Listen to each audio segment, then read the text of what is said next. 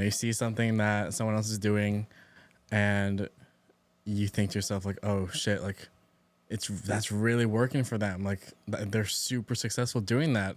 I should probably be doing that too if I want to be successful. That is absolutely not the case. Mm-mm. That is the whole point of this shiny object syndrome. You want to just chase that success. Mm-hmm.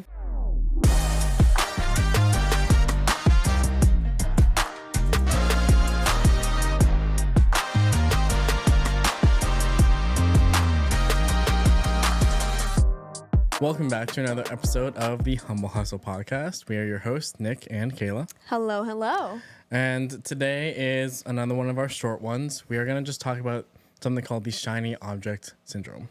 Yes. Have you ever been scrolling through Instagram Reels and you see a post done by another photographer or a videographer and you're like, oh my God, that's so cool. I need to do that. Or have you seen another creative doing some sort of a shoot or editing some sort of a video that you're like, oh my God, that's crazy. I need to do that. Well, that's what we're going to talk about today.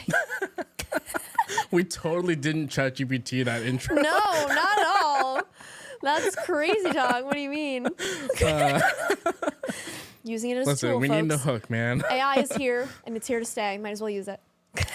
No, but in all honesty, we've both had some examples recently This has come up recently, yeah. It's come up a few times with both of us of seeing something that another creative is doing and some I don't want to say self-doubt, but maybe a little bit creeps in and you're seeing someone be so successful at something. It's just the thing for me is like me chasing the success that they have. It's like, yeah. I just want a piece of that. Mm-hmm. But it's like, no. That's not the way that you can, reach the success. Right. And it's not the end all be all. Yeah. Like what you're doing is probably working. Stick to your guns. And we're going to talk about like a couple examples and just taking a pause when those feelings creep in and just asking yourself if you really think that that's the right thing for you to be doing. Right. So you kind of roughly defined it in that staged hook. But so that's essentially what it is. It's like, when, you see something that someone else is doing and you think to yourself like, oh shit, like that's really working for them. Like they're super successful doing that. I should probably be doing that too if I want to be successful. That is absolutely not the case. Mm-mm. That is the whole point of this shiny object syndrome. You want to just chase that success. Mm-hmm. So like for me, I am kind of just coming out of this, like, I don't even know what's called, like this weird time of me like shifting things around. And I was really in a point where I was kind of open to different directions. So I was kind of testing the waters on a few different things. Like, is this the way I want to go? Is that the way I want to go? And some other people that we know have been super successful recently with like meta ads and like strictly creating just meta ads for local businesses. I have never even ran my own meta ad. So obviously I have no experience in that. The person that we know, like, they mastered it for themselves first, making their own ads. And so it was very easy for them to just plug and play for their clients. And it's been super successful for them. And I'm super happy for them. Like, they're crushing it. Mm-hmm. But, watching them be that successful, I was like, shit, that's like, they're making a lot of money. They're doing, like, it's not that much work. It seems pretty straightforward. Mm-hmm. They built the perfect package. Super easy to understand for the client. Repeatable. Like, it's a very no-brainer, repeatable process. And it's like, man, they have it made. Like, that's awesome. Like, maybe I should be doing that.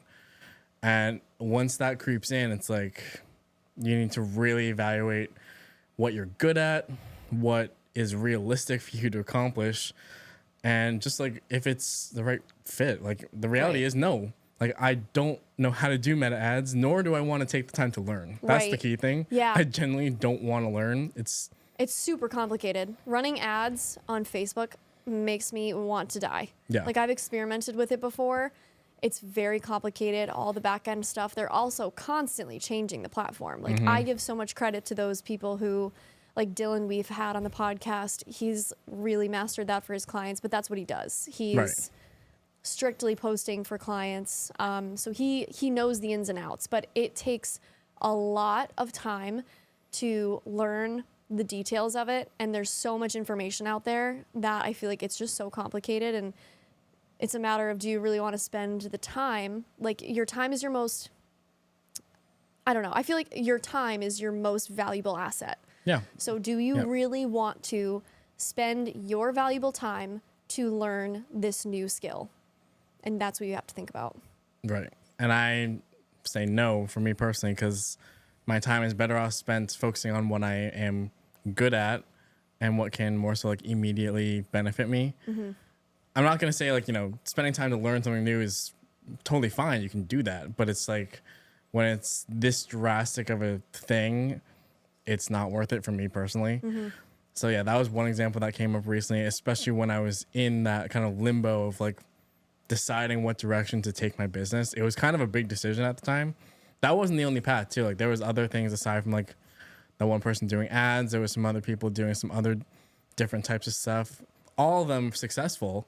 So it's like all 3 or 4 of these people are super successful and they're all doing completely different things from each other. Yep. So it's like, if I just follow their path, I'm bound to be successful, right? That's like the thought. But it's like, no, not necessarily. Just because it's working for them doesn't mean it's going to work for me. Exactly. So I just double down on what I'm good at and what I like to do also. Obviously, that is a huge factor. Mm-hmm. And that's kind of where I'm at now. Yeah. It's important that I think we all have these feelings that creep in when we see something that looks really good. For me, a lot of it happens through social media, and you hear the phrase, comparison is the thief of joy. And it really is true.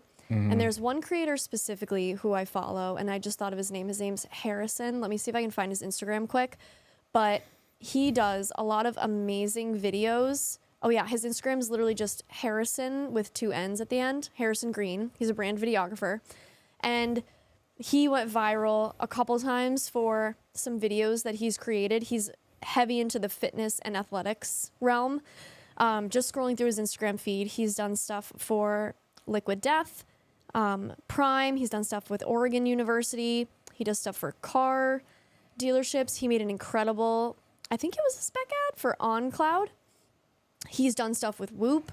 Like, he's incredible. Poppy, like, he has a ton of amazing content with really big brands, and that's great, and that's worked for him, and he's made a name.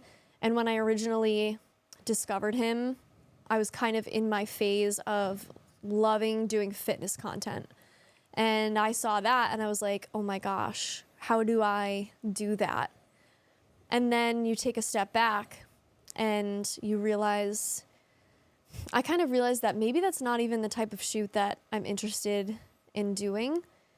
And kind of doubling down on what my original goal was for this year was to create videos for businesses, not necessarily huge brands, but working with people to create content to promote their businesses, and more of those value videos, brand videos, testimonials, employee recruitment videos. And that particular style that he does isn't really aligned with that at all.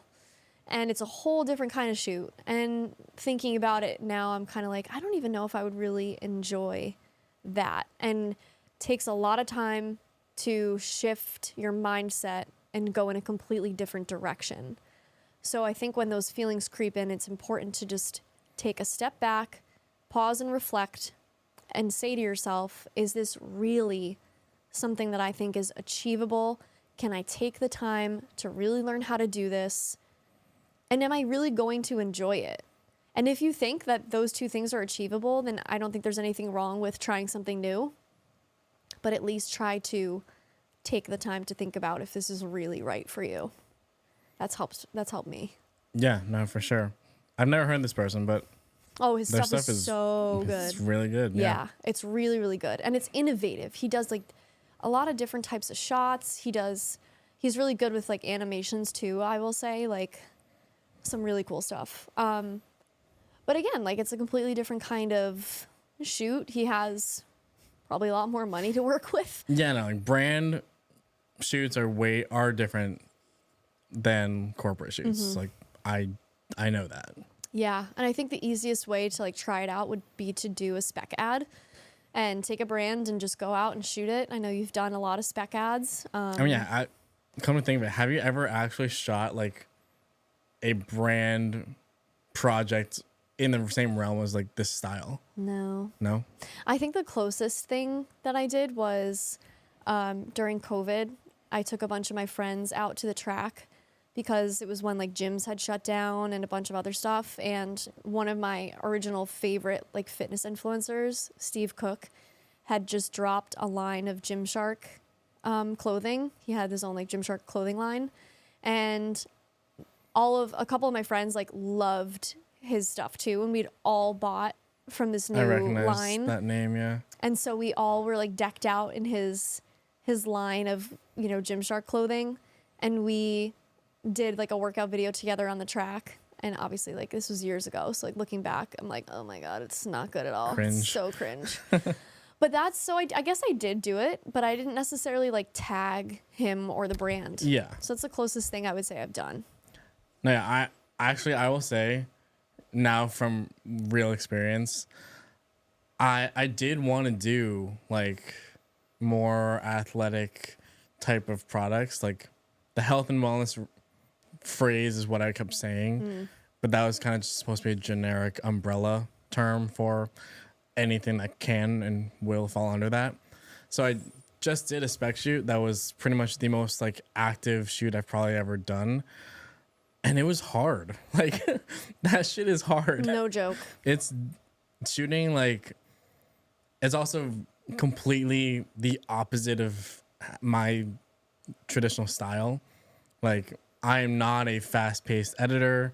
So like trying to think of like how to shoot this with the anticipation of it being like a very fast, action-packed video, and it was very, very challenging. Mm-hmm. But it also is good to step outside of your own realm and like go outside the box a little bit. Yeah. So it's probably good that you tried that, because now if a client comes to you and they want that kind of faster paced edit, I at now least you know know what to do. how to, yeah. Yeah.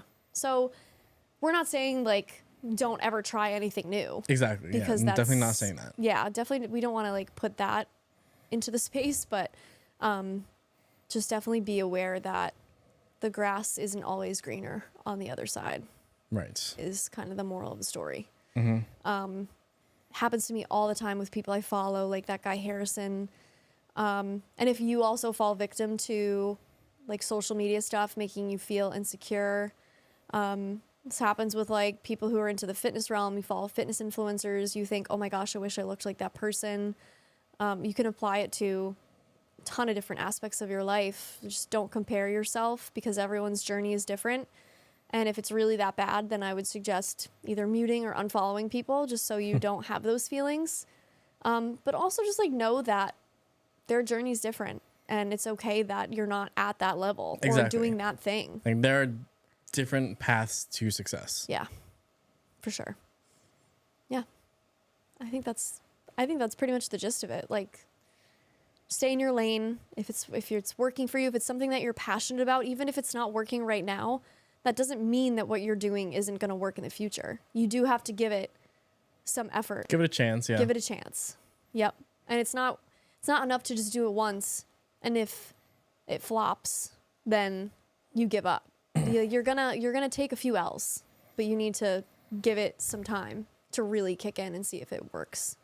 But then you also have to sometimes have some people on the outside that tell you like, no, don't do that. Mm-hmm. You're better off just sticking with this. Yeah. Like someone I know, like they were trying to do something else and like trying to branch into something else, and one of their mentors basically just straight up shot them down. Like, don't even bother with that.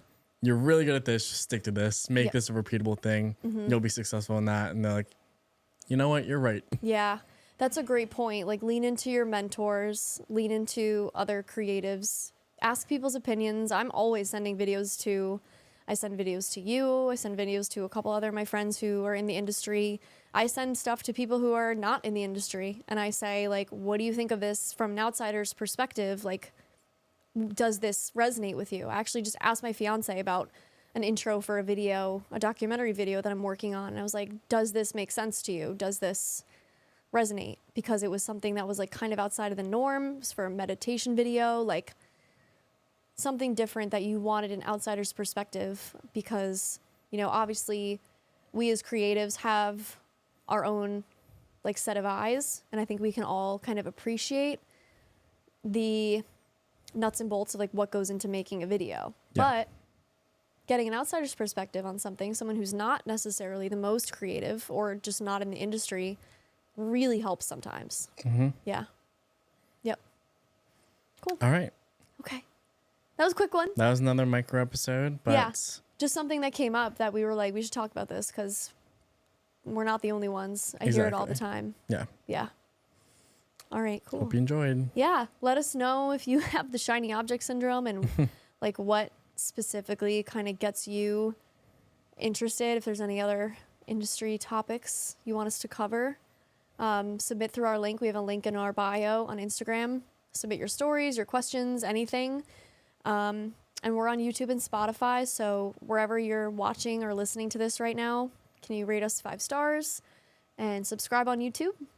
And thank you so much for listening and watching. Bye. Bye.